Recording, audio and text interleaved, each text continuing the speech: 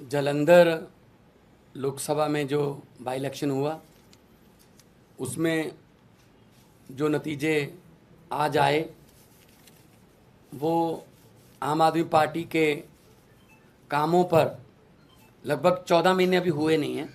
16 मार्च को हमने ओथ ली थी, 16 मई को 14 महीने होंगे, तो लगभग 14 महीने पुरानी सरकार के कामों पर पॉजिटिव मोहर लगाना बहुत बड़ी बात है।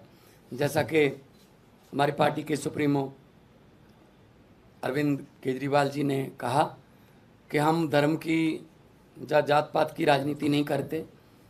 हम मोहल्ला क्लिनिक गिना रहे थे, जो आम आदमी क्लिनिक हमने पंजाब में बनाए हैं 580।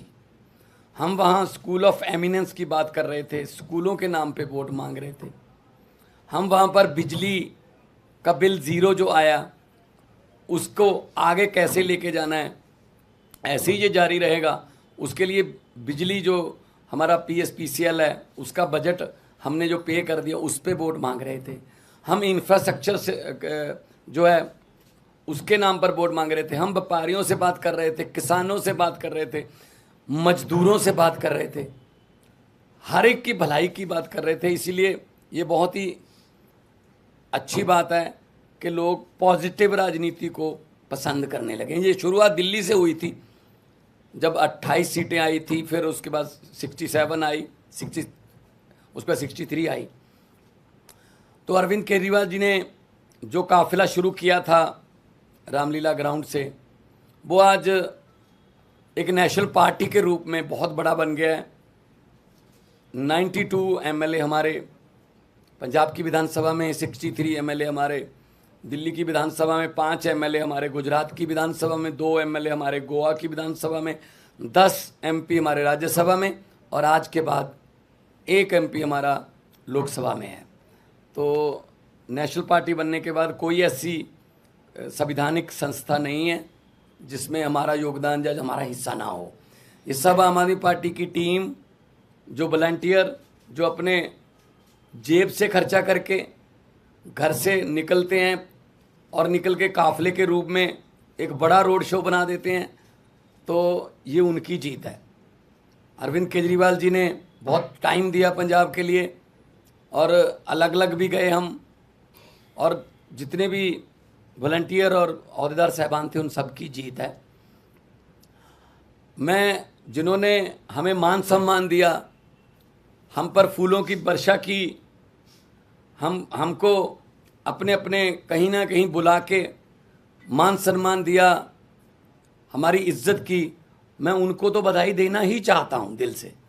लेकिन जिन्होंने हमको गालियाँ दी, हमारे बारे में आपत्तिजनक टिप्पणियाँ की, अनाप शनाप बोला, पर्सनल लाइफ के बारे में, उनको भी मैं कहता हूँ कि वो भी, उनका भी भला हो। अब उनको शायद पता चल गया होगा कि ये बातें पुरानी हो चुकी हैं कि किसी पर कोई भी इल्ज़ाम लगा दो, ये हो गया वो हो गया। लोग इस पर ध्यान नहीं देते। लोग ये चाहते हैं जी हमारे बच्चे को पढ़ाई अच्छी मिलेगी, हमारे बच्चे को रोज़गार मिल जाएगा, हमारे बिजली का खर्चा कम हो जाएगा, हमें बुज़ुर्गों का इलाज फ्री हो जाएगा। लोगों को ये मुद्दे चाहिए। शायद आने वाले दिनों में वो जो भटके हुए लोग हैं वो भी शायद अपनी जो है लाइन या अपना एजेंडा चेंज करें कि हमें ये एक दूसरे पर कीचड़ फेंकने वाली राजनीति की बजाय हमें विकास की बातें करनी चाहिए। तो जब 92 सीट जीतकर मुख्यमंत्री का मुझे दायित्व दिया था, अरविंद केजरीवाल जी ने मुझ पर भरोसा किया था, तब भी मैंने यही कहा था कि जीतने के बाद हमको अहंकार नहीं करना है। अभी तो हमारी जिम्मेदारी बड़ी है और ज़्यादा मेहनत से काम करना है। अब जालंधर वालों ने इतना मान सम्मान किया, जालंधर वालों ने इतना भरोसा किया, उम्मीद आस जगी है, तो हमको और जिम्मेदारी से काम करना होगा। जालंधर को कैसे चमकाना है और हमारे पंजाब के शहरों को कैसे हमने चमका के पूरे देश में हमारे स्टेट को नंबर 1 बनाना है, ये हमारा अगला मकसद है। रंगला पंजाब, कलरफुल पंजाब जो हमारा टीचा है, उसकी तरफ हम बढ़ रहे हैं। आज जब जीत हुई मेरा हौसला बहुत बढ़ गया, क्योंकि हम लोग जब जाते थे, अरविंद जी रोड शो में जाते, हम यही लोगों को कहते थे कि 11 महीने की इलेक्शन है, अगले साल इन दिनों में फिर कोड लगा होगा, 2024 की इलेक्शन चल रही होगी, बल्कि मार्च में ही लग जाता है, मार्च के एंड में। तो 10-11 महीने हमारे एमपी को मिले हैं, लेकिन 10-11 महीने में ही हम इतना काम करेंगे कि अगली बार हमको हाथ जोड़कर वोट ना मांगने पड़े। अगली बार हमारे काम और कामों के आधार पर जितना हमें समय मिला, पार्लियामेंट में जलंधर की आवाज़ पंजाब की आवाज़ बन के गूंजेगी, ये मुझे उम्मीद है। और आज लगभग 60,000 मतों से जीतना, और बाकी सभी इकट्ठे थे, ये बीजेपी, अकाली दल, बीएसपी, कांग्रेस, ये सब इकट्ठे थे। इनकी पीसी अलग अलग होती थी, बस एक घंटा पीसी में गैप होता था, कंटेंट सेम ही होता था, एक दूसरे को देते थे कि ये अब तुम ले जाओ, ये गालियाँ मैंने दी हैं, ये अब 3 बजे दे देना, वही गालियाँ 4 बजे वो देते थे। तो ये इकट्ठे मिलके लड़े। तो लेकिन लोगों ने इन सबको नकार दिया, और लोगों ने आम आदमी पार्टी की जो सरकार है उसके वर्क कल्चर पर, उसके ईमानदारी के जो फतवा है, ये ईमानदारी का फतवा हमें दिया। जलंधर के लगभग 8.5 लाख से ज़्यादा लोगों ने वोट किया, और हम उनकी आसों उम्मीदों पर पूरा उतरने की कोशिश करेंगे। और हमारी जिम्मेदारी, इसको हम जिम्मेदारी समझते हैं कि हम जलंधर के लोगों की उम्मीदों पर पूरा उतर सकें। इस सिचुएशन कैसे देखते हैं कि लास्ट ईयर आपकी सरकार बनी और कोई नहीं मान रहा था कि आप संगरूर हार सकते हैं, आपकी अपनी सीट थी और इतनी मजबूत पोजीशन में आप संगरूर हार गए, और अब बहुत कमजोर पोजीशन में मान रहे थे, कोई आपको जीतता हुआ मान नहीं रहा था, लेकिन ये आप जीते। तो मतलब ऐसा क्या हुआ है और पिछली बार ऐसा क्या नहीं हुआ था? देखो, आम आदमी पार्टी है, अभी हमारा वोट बैंक जो है हमें भी नहीं पता कौन है। हम किसी सर्वे में नहीं आते, सीधा सरकार में ही आते हैं। कोई नहीं मान रहा था कि 67 आ जाएंगी, कोई नहीं मान रहा था 63 आ जाएंगी, कोई नहीं मान रहा था 92 आ जाएंगी। तो हर इलेक्शन का सिनेरियो अलग अलग होता है।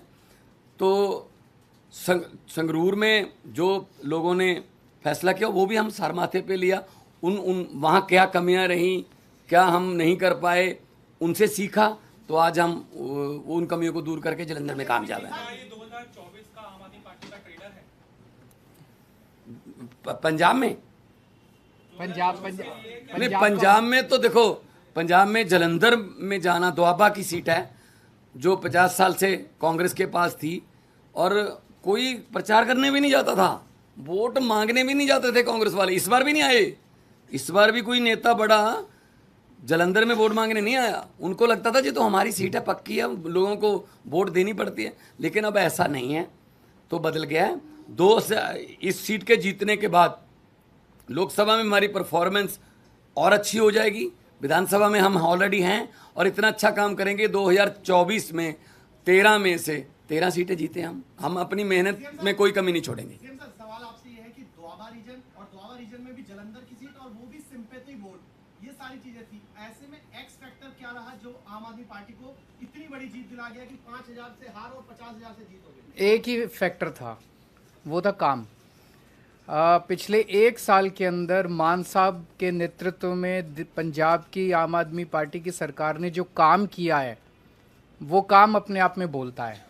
हर क्षेत्र के अंदर बिजली फ्री हो गई, बिजली के पावर कट लगने बंद हो गए। कोई सोच नहीं सकता था पहले 7-7, 8-8 घंटे के, साल भर पहले पंजाब में पावर कट लगते थे, अब पावर कट नहीं लगते पंजाब के अंदर। बिजली ठीक हो गई, अब मोहल्ला क्लिनिक बनने चालू हो गए। सबसे बड़ी बात है कि लॉ एंड ऑर्डर जो कहते थे इनसे संभलेगा नहीं, बॉर्डर स्टेट है इनसे संभलेगा नहीं, अब लॉ एंड ऑर्डर बिल्कुल स्टेबल हो गया वहाँ पे। साल भर लगा हम लोगों को, क्योंकि पिछली सरकारों का जो वो था वो हमने इनहेरिट किया, लेकिन अब लॉ एंड ऑर्डर कि जो अमृतपाल का जो पूरा वो हुआ, जितनी मैच्योरिटी के साथ मान साहब ने उसको डील किया, सब लोग इनकी तारीफ कर रहे हैं। तो बहुत सारे काम 1 साल के अंदर जितने काम हुए, नौकरियां कितनी दी, 29,000 सरकारी नौकरियां दे दी। और आपको शायद ये नहीं पता, जान के ताज्जुब होगा, पिछले 1 साल से इन्होंने देश भर के अंदर घूम घूम के पंजाब के लिए 40,000 करोड़ का इन्वेस्टमेंट शुरू हो गया है। ये एमओयू साइन नहीं हुए, नॉर्मली तो एमओयू फर्जी साइन होते हैं। वहाँ पे भूमि पूजन चालू हो गया है, फैक्ट्रियों का लगने का, ज़मीनें खरीद ली गई हैं, नारियल फोड़ दिया गया है। तो 40,000 करोड़ की इंडस्ट्री लगने का इन्वेस्टमेंट ये लेके आए हैं, जिससे 2.5 लाख बच्चों को नौकरी मिलेंगी। तो जो वो काम है, काम बोलता है, वही एक्स फैक्टर है, वही वाई फैक्टर है, वही जेड फैक्टर है।